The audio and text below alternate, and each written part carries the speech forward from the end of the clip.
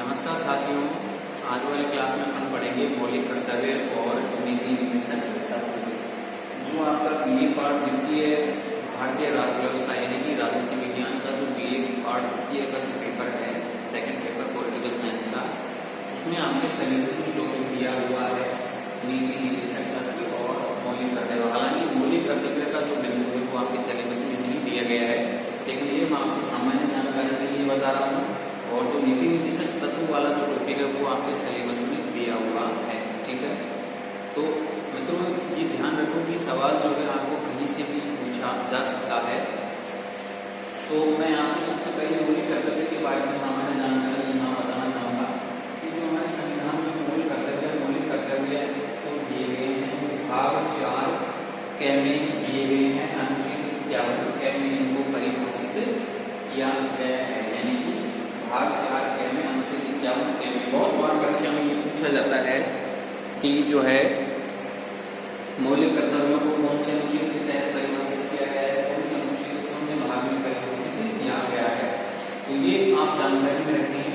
अनुच्छेद 51 क में सरकार स्वर्ण सिंह समिति की सिफारिश के आधार पर जोड़ी गई, यानी कि ये जो मौलिक कर्तव्य हैं वो सरकार स्वर्ण सिंह समिति की सिफारिश के आधार पर संविधान में जोड़े गए हैं। यानी कि 42वें संविधान संशोधन 1976 में अनुच्छेद 51 में ये जोड़े गए हैं। 1976 में इस समिति का नाम बहुत बार पूछा जाता है, सरदार स्वर्ण सिंह समिति की सिफारिश के आधार पर ये जोड़े गए। दूसरा सवाल ये भी पूछ लिया जाता है कि जो मौलिक कर्तव्य कौन से देश के संविधान से दिए गए हैं, तो ये पूर्व सोवियत संघ रूस से दिए गए हैं, ठीक है। वर्तमान में मौलिक कर्तव्यों की अपन बात करें तो इनकी संख्या 11 है। 11वां जो शिक्षा से संबंधित है वो बाद में जोड़ा गया, जबकि पहले 10 मौलिक कर्तव्य थे। मैं आपको सामान्य जानकारी बताता हूँ यहाँ।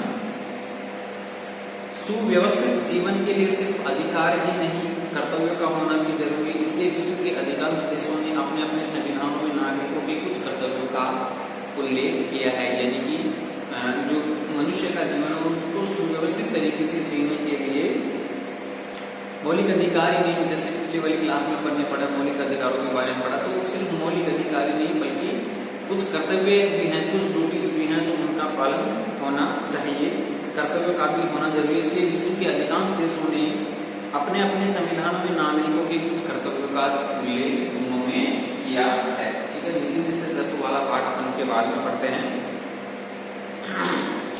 श्रीमती इंदिरा गांधी कहती है इसके अपने शब्दों में मौलिक कर्तव्यों के बारे में कि यदि हम लोग मौलिक कर्तव्यों को अपने दिमाग में रख लें तो हम तुरंत ही शांतिपूर्ण मैत्रीपूर्ण क्रांति देखेंगे। यानी कि मौलिक कर्तव्य अगर मनुष्य के मस्तिष्क में रहेंगे तो वो एक शांतिपूर्वक अपना जीवन व्यतीत करेगा, ठीक है। तो भारतीय संविधान में पहले मौलिक कर्तव्य नहीं थे, परंतु संविधान के 42वें संशोधन यानी 1976 में अनुच्छेद 51 क में खंड क जोड़कर मौलिक कर्तव्यों की व्यवस्था की गई, जो मैंने यहाँ भी लिखित किया है, ठीक है। मौलिक कर्तव्यों को स्वर्ण सिंह समिति के सिफारिश सोवियत संघ के संविधान से लेकर संविधान में शामिल किया गया है। तो लगभग मौलिक कर्तव्यों इन चीजों के बारे में हर बार सवाल पूछा जाता है। अब वो मौलिक कर्तव्य कौन कौन से हैं, यानी कि जो पहला मौलिक कर्तव्य है कि प्रत्येक नागरिक का यह कर्तव्य होगा कि वह संविधान व उसके आदर्शों, सिद्धांतों, संस्थाओं, राष्ट्रध्वज व राष्ट्रगान का आदर करे। यानी कि संविधान में जो पहला मौलिक कर्तव्य किया गया है वो कौन सा किया गया है कि व्यक्ति जो है, प्रत्येक नागरिक का, जो भारत में रहने वाला व्यक्ति है, प्रत्येक नागरिक का यह कर्तव्य होगा कि वह संविधान, उसके आदर्शों, सिद्धांतों, संस्थाओं, राष्ट्रध्वज व राष्ट्रगान का वो आदर करे, ठीक है। पहला मौलिक कर्तव्य यह है। दूसरा मौलिक कर्तव्य कि प्रत्येक नागरिक स्वतंत्रता संग्राम के आदर्शों को अपनाएगा एवं उस पर चलने का प्रयास करेगा, ठीक है। तीसरा जो मौलिक कर्तव्य दिया है इसमें, प्रत्येक नागरिक का यह कर्तव्य होगा कि वह देश की सार्वभौमिकता, एकता और अखंडता की रक्षा करें, उस पर विश्वास करें। यानी कि जो तीसरा मौलिक कर्तव्य बताया गया है कि प्रत्येक नागरिक का वह कर्तव्य होगा कि देश की सार्वभौमिकता, एकता और अखंडता की रक्षा करें, ठीक है, और उसमें विश्वास रखें। नंबर जो 4 मौलिक कर्तव्य है कि नागरिक अपने देश की रक्षा करेंगे एवं बुलाए जाने पर अन्य सेवा राष्ट्र को प्रदान करेंगे। यानी कि जैसे मान लीजिए सरकार राष्ट्र की सेवा के लिए आपको बुलाती है तो राष्ट्र की सेवा करना आपका एक कर्तव्य होगा। नंबर 5 की अपन बात करते हैं, प्रत्येक नागरिक का कर्तव्य होगा कि वह भाषा, प्रदेश एवं वर्ग पर आधारित भेदभाव को खत्म करे तथा समाज में समरसता एवं भ्रातृत्व की भावना का विकास करे या भावना विकसित करे। यानी कि प्रत्येक नागरिक का कर्तव्य होगा कि किसी प्रकार की वो सांप्रदायिकता नहीं फैलाए और समाज में भाईचारे की भावना वो बढ़ाने का कार्य करे। नंबर 6 जो मौलिक कर्तव्य है कि प्रत्येक नागरिक भारतीय संस्कृति की गौरवशाली परंपरा को समझेगा एवं उसका परिरक्षण करेगा। नंबर 7वां जो मौलिक कर्तव्य है कि प्रत्येक नागरिक वैज्ञानिक दृष्टिकोण एवं ज्ञानार्जन की भावना का विकास करेगा। नंबर 8वां जो मौलिक कर्तव्य है कि प्रत्येक नागरिक का यह कर्तव्य होगा कि वह प्राकृतिक पर्यावरण की रक्षा करे एवं उसका समर्थन करे। यानी कि जो 8वां जो मौलिक कर्तव्य दिया गया है कि पर्यावरण के संदर्भ में कि पर्यावरण की वो रक्षा करेगा एवं उसका समर्थन करेगा। नंबर 9 जो मौलिक कर्तव्य है कि प्रत्येक नागरिक सार्वजनिक संपत्ति की रक्षा करेगा एवं हिंसा से दूर रहेगा। यानी कि सार्वजनिक संपत्ति जो है उसकी रक्षा करना नागरिकों का मौलिक कर्तव्य बताया गया है, हिंसा से दूर रहना। नंबर 10 जो मौलिक कर्तव्य है कि प्रत्येक नागरिक का यह कर्तव्य होगा कि वह राष्ट्र के निरंतर विकास के लिए व्यक्तिगत एवं सार्वजनिक सभी क्षेत्रों में उत्कर्ष की ओर बढ़ने का सख्त प्रयास करेगा। यानी कि राष्ट्र के विकास के लिए वो निरंतर प्रयास करेगा। नंबर 11 मौलिक कर्तव्य यदि माता पिता या संरक्षक हैं 6 वर्ष की आयु वाले अपने यथास्थिति बालक या प्रतिपाल्य के लिए शिक्षा के अवसर प्रदान करे।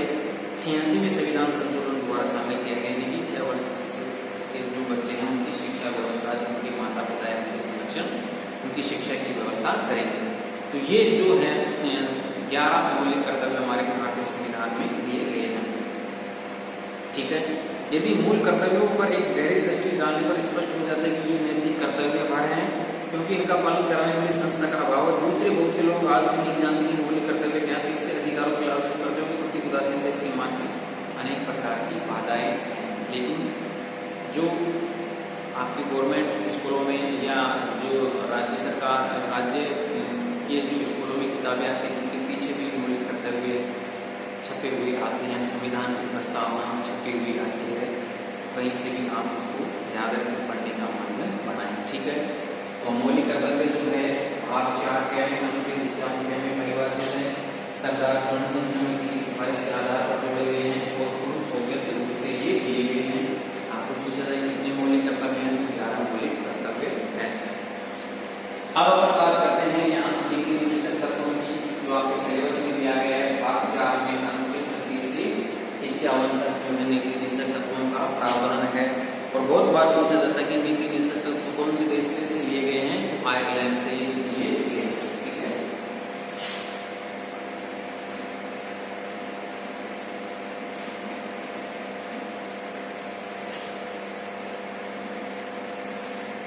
आयरलैंड के संविधान से लिए गए हैं। ये बहुत बार परीक्षा में पूछ लिया जाता है, आयरलैंड से संविधान से लिए गए। अब देखिए नीति निर्देशक तत्वों की बात करते हैं अपन यहाँ कि भारतीय संविधान के भाग 4 में संविधान की आत्मा निवास करती है। संविधान के भाग 4 में अनुच्छेद 36 से 51 तक नीति निर्देशक तत्वों की व्यवस्था की गई है।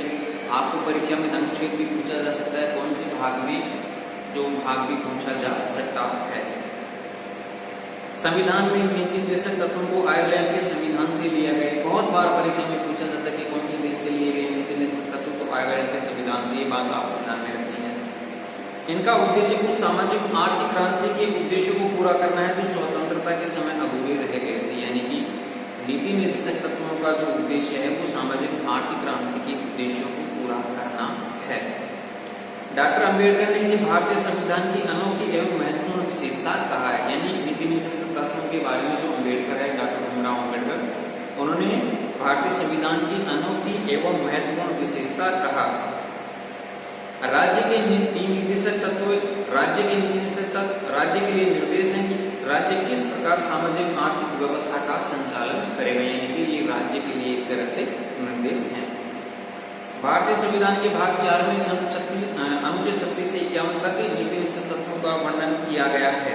ठीक है, तो एक तरह से इनको आर्थिक सिद्धांत, सामाजिक सिद्धांत और प्रशासन संबंधी सिद्धांत 3 भागों से एक तरह से इनको वर्गीकृत करके भी अपन देख सकते हैं। ठीक है, तो सबसे पहले तो यह राज्य को संबोधित होते हैं, जो नीति निषेध तत्व हैं वो राज्य को संबोधित होते हैं। तो ये बात अनुच्छेद 36 में कही गई है। ठीक है, नीति निषेध सिद्धांत वाद योग्य नहीं होते, ये बात अनुच्छेद 37 में कही गई है। यानी कि जो नीति निषेध तत्व हैं उन पर किसी प्रकार का विवाद नहीं हो सकता, यानी कि न्यायालय में इन पर किसी प्रकार की कार्यवाही नहीं हो सकती। ठीक है, जो मूल अधिकार है अगर उनका हनन होता है तो आप सीधे न्यायालय में याचिका दायर कर सकते, लेकिन अगर इनका किसी प्रकार का न हो सकता हो आप न्यायालय में वाद नहीं कर सकते, तो इस प्रकार ये वाद योग्य नहीं होते। ठीक है, तो ये बात कही गई है अनुच्छेद 37 में।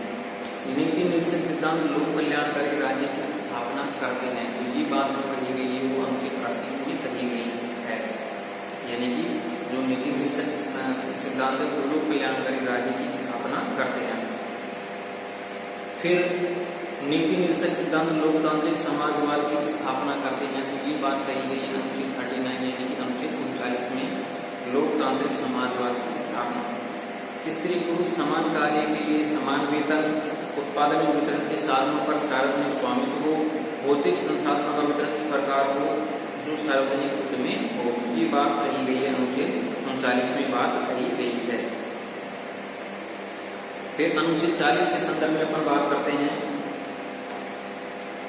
कि राज्य पंचायती राज को मजबूत बनाने का प्रयास करेगा। ये बात बहुत बार परीक्षा में पूछी जाती है कि नीति निषेध तत्वों में या पंचायती राज को कौन से अनुच्छेद के तहत परिभाषित किया गया है, अनुच्छेद 40 के तहत। तो अनुच्छेद 40 जैसे परीक्षा में पूछा जाता है कि आप याद रखिए पंचायती राज से संबंधित है। ठीक है, यानी कि जो राज्य है वो पंचायती राज को मजबूत बनाने का प्रयास करेगा। अनुच्छेद 41 के अपन बात करते थे राज्य बेरोजगारी बुढ़ापा निःशक्तता की स्थिति में लोक सहायता प्रदान करने का प्रयास करेगा। अनुच्छेद 41 में जो राज्य है वो बेरोजगारी बुढ़ापा निःशक्तता की स्थिति में लोक सहायता प्रदान करने का जो है वो प्रयास करेगा। अब अपन बात करते हैं अनुच्छेद 42 की। तो अनुच्छेद 42 में क्या कहा गया? मातृत्व की अवस्था में राज्य लोक सहायता प्रदान करने का प्रयास करेगा। तो ये बात कही गई अनुच्छेद 42 में, यानी कि मातृत्व सहायता की बात करता है अनुच्छेद 42। अनुच्छेद 43 की अपन बात करते हैं कि राज्य अपने कर्मचारियों के लिए कम से कम न्यूनतम वेतन की व्यवस्था अवश्य करेगा। प्रथम न्यूनतम मजदूरी अधिनियम जो है 1948 में बना है। तो अनुच्छेद 43 में बात कही गई है कि राज्य अपने कर्मचारियों के लिए कम से कम न्यूनतम वेतन की जो है व्यवस्था जरूर करेगा। अनुच्छेद 40 में बात कही गई समान नागरिक संहिता की बात, समान नागरिक सिविल संहिता की बात कही गई है। अनुच्छेद 45 की बात करते हैं कि राज्य संविधान लागू होने के 10 वर्ष के अंदर प्राथमिक शिक्षा को अनिवार्य एवं निःशुल्क घोषित करेगा। ठीक है, यानी कि अनुच्छेद 45 जो है वो शिक्षा से संबंधित है। राज्य जो है संविधान लागू होने के 10 वर्ष अंदर प्राथमिक शिक्षा को अनिवार्य एवं निःशुल्क घोषित करेगा। ठीक है, अनुच्छेद 46 की अपन बात करते हैं कि एससी और एसटी के लिए शिक्षा एवं अर्थ का प्रबंध करेगा। कौन करेगा? राज्य करेगा। एससी और एसटी वर्ग के लिए जो है शिक्षा का प्रबंध करेगा राज्य। अनुच्छेद 47 की अपन बात करते हैं राज्य नागरिकों के लोक स्वास्थ्य सुधार का प्रयास करेगा और मादक पदार्थों के सेवन पर रोक लगाएगा। यानी कि अनुच्छेद 47 में बात कही गई है कि जो राज्य है वो नागरिकों के लोक स्वास्थ्य सुधार का प्रयास करेगा और मादक पदार्थों के सेवन पर रोक लगाने का कार्य करेगा। अनुच्छेद 48 की बात करते हैं कि राज्य कृषि एवं पशुपालन सुधार के प्रयास करेगा वैज्ञानिक विधि से। ठीक है, यानी कि राज्य जो है कृषि और पशुपालन सुधार के प्रयास करेगा। अनुच्छेद 49 की बात करते हैं राज्य सार्वजनिक स्थलों की देखभाल करेगा। अनुच्छेद 50 जो है उस 50 में जो बात कही गई न्यायपालिका की स्वतंत्रता कार्यपालिका से, यानी कि कार्यपालिका को कार्यपालिका से जो है न्यायपालिका का पृथक्करण किया गया है। अनुच्छेद 51 भारतीय विदेश नीति के सिद्धांतों का वर्णन इसमें किया गया है। तो ये आपके जो है मौलिक कर्तव्य हैं 36 से 51 तक जो मैंने अभी आपको यहाँ बोलकर बताए हैं। राज्य की नीति निषेध तत्व इस प्रकार से स्थापित किए गए, यानी कि जो अनुच्छेद 51 की अपन बात करते हैं अंतर्राष्ट्रीय शांति या विदेश नीति का इसमें वर्णन किया गया है। राज्य जो है अंतर्राष्ट्रीय शांति और सुरक्षा की उन्नति का प्रयास करेगा, अंतर्राष्ट्रीय संधियों अंतर्राष्ट्रीय कानूनों का आदर करेगा तथा अंतर्राष्ट्रीय विवादों का मध्यस्थता द्वारा निपटारा किया जाएगा। ये जो बात है वो अनुच्छेद 51 में कही गई है। ठीक है, तो ये एक तरह से राज्य को संबोधित किए गए हैं, राज्य इन पर जो है अपनी कार्यवाही करेगा और राज्य को संबोधित किए गए हैं ये नीति निर्देशक तत्व। अब अपन देखते हैं कि जो है नीति निर्देशक तत्व हैं और मौलिक अधिकार है उनमें किस प्रकार का संबंध एक तरह से पाया जाता है, या संबंध है भी या नहीं है। तो एक बार मैं दोबारा से बताना चाहूंगा कि जो नीति निर्देशक तत्व है वो भाग 4 में अनुच्छेद 36 से 51 में परिभाषित है। आयरलैंड से ये लिए गए सवाल जो है, जो आपका जो 2 नंबर का सवाल वो लगभग इन्हीं बातों में से पूछा जाएगा।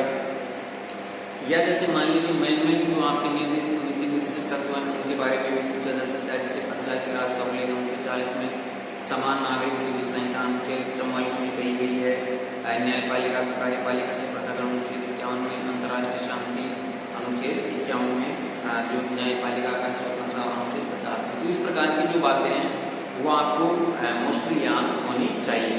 अब मौलिक अधिकार व राज्य के नीति सिद्धांतों में जो संबंध है वो किस प्रकार से है कि जो मौलिक अधिकार व राज्य के नीति निर्देशक सिद्धांत परस्पर विरोधी नहीं बल्कि दोनों का उद्देश्य समान है। यानी कि जैसे मान लीजिए परीक्षा में भी आपको जैसे मौलिक अधिकार और नीति निर्देशक तत्वों में तुलना करवाए तो ये आपको लिखना है कि दोनों एक दूसरे के पूरक हैं, दोनों के उद्देश्य समान है। इस प्रकार ये दोनों जो हैं एक दूसरे के विरोधी नहीं है बल्कि दोनों का उद्देश्य समान है, अर्थात आर्थिक सामाजिक न्याय पर आधारित समाज की स्थापना करना, इसलिए ये एक दूसरे के पूरक है। ठीक है, दूसरी अपन बात करते हैं कि मौलिक अधिकार वाद योग्य हैं जबकि नीति निर्देशक सिद्धांत वाद योग्य नहीं है। ये बात मैं आपको पहले भी बता चुका हूं। या मान लीजिए आपको 5 नंबर के सवाल में पूछा जाए कि नीति निर्देशक तत्व और मौलिक अधिकारों में अंतर स्पष्ट कीजिए, तो भी आपको ये बात इसमें लिखनी है। नंबर 3 की बात करते हैं कि मौलिक अधिकार व्यक्तिनिष्ठ हैं जबकि निर्देशक सिद्धांत को केवल राज्य लागू करता है। यानी कि जो मौलिक अधिकार वो व्यक्ति के लिए संदर्भित होते हैं, यानी कि व्यक्ति को सौंपे गए हैं, जबकि जो निर्देशक सिद्धांत को केवल राज्य लागू करता है। अगले बिंदु की बात करते हैं कि मौलिक अधिकारों पर युक्त प्रतिबंध लगाए जा सकते हैं जबकि नीति निर्देशक सिद्धांत के प्रतिबंधों से मुक्त है। यानी कि मौलिक अधिकारों पर प्रतिबंध लगाए जा सकते हैं जबकि नीति निर्देशक सिद्धांत पर किसी प्रकार के प्रतिबंध नहीं लगाए जा सकते। मौलिक अधिकार राज्य की शक्ति की सीमा बांधते हैं जबकि निर्देशक सिद्धांत राज्य को कार्य करने की प्रेरणा देते हैं। यानी कि जो मौलिक अधिकार हैं वो राज्य की शक्ति की सीमा बांधते हैं, ठीक है, शक्ति की सीमाएं बांधते हैं, जबकि निर्देशक सिद्धांत राज्य को कार्य करने का प्रेरणा देते हैं, कार्य करने की प्रेरणा वो देते हैं। नीति निर्देशक सिद्धांत न्यायालय में प्रवर्तनीय नहीं है और ये किसी व्यक्ति के पक्ष में कोई ऐसे अधिकारों का सृजन नहीं करते जिनका न्यायालय द्वारा निर्णय हो सके, जबकि मौलिक अधिकारों के आधार पर न्यायालय निर्णय दे सकता है। यानी कि ये बात कही गई है कि जो नीति निर्देशक सिद्धांत है उनके आधार पर न्यायालय किसी चीज का निर्णय नहीं कर सकता, जबकि मौलिक अधिकार के आधार पर न्यायालय निर्णय दे सकता है। मौलिक अधिकार एवं नीति निर्देशक तत्वों में कौन सर्वोच्च है, इस पर काफी विवाद हुए हैं। चमकम दोराइन बनाम मद्रास राज्य विवाद में सर्वोच्च न्यायालय द्वारा मूल अधिकारों को प्राथमिकता दी गई। यानी कि ये पहले विवाद हुआ है, इस पर काफी विवाद हुआ है। तो एक विवाद का नाम मैं यहाँ बता रहा हूँ कि चमकम दोराइन बनाम मद्रास राज्य विवाद में सर्वोच्च न्यायालय द्वारा मूल अधिकारों को प्राथमिकता दी गई। फिर 1967 की अपन बात करते हैं, गोरखनाथ विवाद। 1967 में भी सर्वोच्च न्यायालय ने मौलिक अधिकारों को प्राथमिकता दी, परंतु इंदिरा सरकार ने 42वें संविधान के 24वें एवं 25वें संशोधनों द्वारा नीति निर्देशक तत्वों को मौलिक अधिकारों पर वरीयता दी। यानी कि इंदिरा गांधी सरकार जब थी तो 24वां और 25वां संविधान संशोधन हुआ जिसमें नीति निर्देशक तत्वों को मौलिक अधिकारों पर वरीयता दी गई। यह मामला जब केशवानंद भारती बनाम केरल राज्य विवाद 1973 सर्वोच्च न्यायालय गया तो सर्वोच्च न्यायालय ने गोरखनाथ मुकदमे के अपने निर्णय को पलटते हुए कहा कि संसद नीति निर्देशक सिद्धांतों के कार्यान्वयन मौलिक अधिकारों को नजरअंदाज कर सकती है, परंतु संविधान के कुछ ऐसे आधारभूत लक्षण हैं जिनमें संसद संशोधन नहीं कर सकती। यानी कि 1973 में जब केशवानंद भारती विवाद हुआ तो सर्वोच्च न्यायालय ने गोलकनाथ मुकदमे के अपने निर्णय को पलटते हुए कहा कि संसद नीति निर्देशक सिद्धांतों के कार्यान्वयन में मौलिक अधिकारों को नजरअंदाज कर सकती है। यानी कि मौलिक अधिकारों की बात आती है तो जो संसद है वो नीति निर्देशक तत्वों को नजरअंदाज कर सकती है, परंतु संविधान के कुछ ऐसे आधारभूत लक्षण हैं जिनमें संसद संशोधन नहीं कर सकती। ठीक है, 1979-80 की बात करते हैं तो दोनों के बीच विवाद मिनर्वा मिल्स विवाद से खत्म हुआ, जिसमें सर्वोच्च न्यायालय ने दोनों को एक दूसरे का पूरक कहा। ठीक है, मिनर्वा मिल्स विवाद दोनों को एक दूसरे का पूरक कहा। इस प्रकार स्पष्ट है कि नीति निर्देशक सिद्धांत एवं मौलिक अधिकारों के वर्चस्व को लेकर कभी कभी मतभेद भी रहे हैं। वास्तव में नीति निर्देशक सिद्धांत एवं मौलिक अधिकार दोनों ही संविधान के अभिन्न अंग हैं। निर्देशक तत्व भारत में आर्थिक लोकतंत्र की एवं मौलिक अधिकार राजनीतिक लोकतंत्र की स्थापना करते हैं। मिनर्वा मिल्स बनाम भारत संघ विवाद 1980 में सर्वोच्च न्यायालय ने स्पष्ट कर दिया कि दोनों ही संविधान के अभिन्न अंग हैं एवं एक दूसरे के पूरक हैं।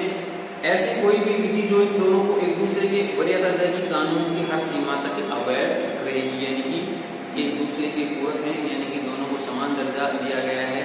अगर किसी को दर्जा कोई संस्था ज्यादा देती है तो उसको न्यायालय ने जो है वो अवैध माना। ठीक है, तो ये आपके नीति निर्देशक तत्व दिए गए हैं अनुच्छेद 36 से 51 तक। तो इनमें 2 नंबर के सवाल पूछे जाने की संभावना ज्यादा है। किसी भी प्रकार से आपको इनमें छोटा सवाल पूछा जा सकता है, तो ये आप थोड़ा खासा से कर लें कि नीति निर्देशक तत्व जो है भाग 4 अनुच्छेद 36 से 51 तक परिभाषित किए गए हैं और आयरलैंड के संविधान से लिए गए हैं। एक बार मैं इनको फिर दोबारा से एक बार रिपीट करना चाहूंगा कि ये जो है राज्य को संबोधित होते अनुच्छेद 36 में ये बात कही गई है। वाद योग्य नहीं होते अनुच्छेद 37 में कहा गया है। नीति निर्देशक तत्व जो है लोक कल्याणकारी राज्य की स्थापना करते हैं, ये बात अनुच्छेद 38 में कही गई है। लोकतांत्रिक समाजवाद की स्थापना करते हैं अनुच्छेद 39 में कहा गया है। अनुच्छेद 40 में कहा गया है पंचायती राज की व्यवस्था जो है मजबूत बनाने का प्रयास करेगा, राज्य 40 में कही गई है। 41 में कहा गया है कि राज्य बेरोजगारी बुढ़ापा निःशक्तता की स्थिति में लोक सहायता प्रदान करने का प्रयास करेगा। अनुच्छेद 42 में कहा गया है कि मातृत्व की अवस्था में राज्य लोक सहायता प्रदान करने का प्रयास करेगा। अनुच्छेद 43 में कहा गया कि राज्य अपने कर्मचारियों के लिए कम से कम न्यूनतम मजदूरी की व्यवस्था जरूर करेगा। अनुच्छेद 44 में समान नागरिक सिविल संहिता की व्यवस्था की गई है। अनुच्छेद 45 में कहा गया कि राज्य संविधान लागू होने के 10 वर्ष के अंदर प्राथमिक शिक्षा को अनिवार्य और निःशुल्क घोषित करेगा। अनुच्छेद 46 में कहा गया है कि एससी और अनुच्छेद 47 में कहा गया है कि राज्य नागरिकों को लोक स्वास्थ्य सुधार का प्रयास करेगा और मादक पदार्थों के सेवन पर रोक लगाएगा। अनुच्छेद 47 में कहा गया है कि अनुच्छेद 48 में कहा गया है कि राज्य कृषि पशुपालन सुधार के प्रयास करेगा वैज्ञानिक विधि से। अनुच्छेद 49 में कहा गया कि राज्य सार्वजनिक स्थलों की देखभाल करेगा। अनुच्छेद 50 में जो है न्यायपालिका की स्वतंत्रता है कार्यपालिका से। और अनुच्छेद 51 में भारत की निवेश नीति के सिद्धांतों का वर्णन किया गया है। तो ये जो है आपके नीति निर्देशक तत्व कंप्लीट हुए। तो आपको मौलिक कर्तव्य के बारे में आपके यहाँ सामान्य जानकारी बताई कि भाग 4 के हमें परिभाषित किए गए हैं। अनुच्छेद 51 में हमें सरकार संरक्षण समिति की सिफारिश के आधार पर जोड़े गए हैं और यह पूर्व सोवियत संघ के रूप से लिए गए हैं। तो यह आपका मौलिक कर्तव्य और जो नीति निर्देशक सिद्धांत है वो आपके कंप्लीट हुए। तो परीक्षा में जो है वो नीति निर्देशक तत्व और जो मौलिक अधिकारों में अंतर भी पूछा जा सकता है, वो भी मैंने आपको बताया। संबंध में पूछा जा सकता है। तो जो सवाल है वो किसी भी प्रकार से आपको पूछा जा सकता है। आपको सवाल को समझना है और उसके अनुसार आपको आंसर लिखना है। ठीक है, तो ये जो है आप अपनी नोटबुक से भी पढ़ते रहें, जो मैंने लिखा है उसको कंप्लीट करते रहें और बार बार इनको पढ़ते रहें, लिख कर आप प्रैक्टिस करते रहें। आगे वाला जो टॉपिक है उसकी हम आगे वाली क्लास में चर्चा करेंगे। तब तक के लिए मित्रों धन्यवाद, थैंक यू।